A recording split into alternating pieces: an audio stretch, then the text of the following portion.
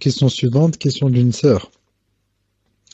Ma question se porte sur l'application qui s'appelle Snapchat.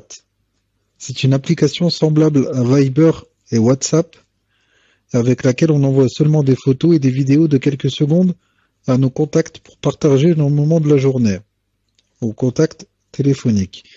J'ai vu que beaucoup de sœurs salafiettes utilisent cette application et envoient leurs vidéos d'âme et photos à leurs contacts. Les photos et vidéos sont détruites après 10 secondes, donc les sœurs ont assez confiance. J'ai une mauvaise appréhension sur cette application, donc je viens à vous, cher, pour savoir votre avis sur celle-ci, tout en sachant que cette application a déjà été piratée et des photos ont été volées. Qu'Allah vous bénisse, cher, et récompense les administrateurs, et pardonnez-moi pour la longueur de la question. Tfadal, cher.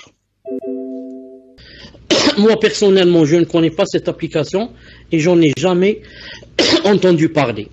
J'en ai jamais entendu parler. Mais je dis, que ça soit un homme ou une femme, un frère ou une sœur, il faut éviter au maximum d'envoyer des photos et des vidéos.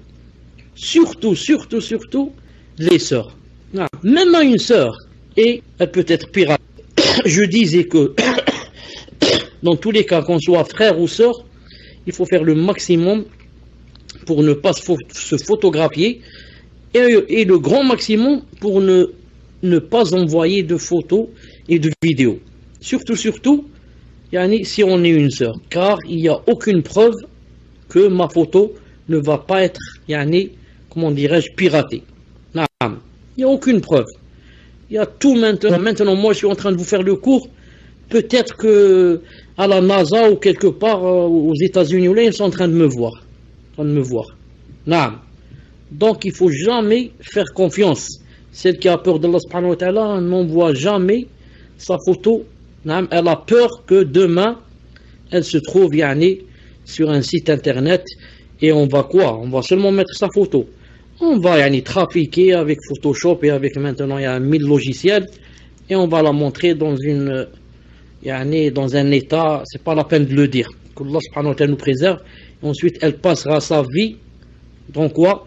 Dans les remords et dans les pleurs et dans l'angoisse.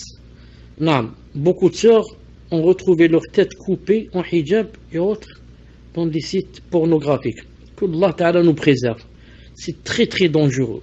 Celui qui joue avec ses photos joue avec le feu.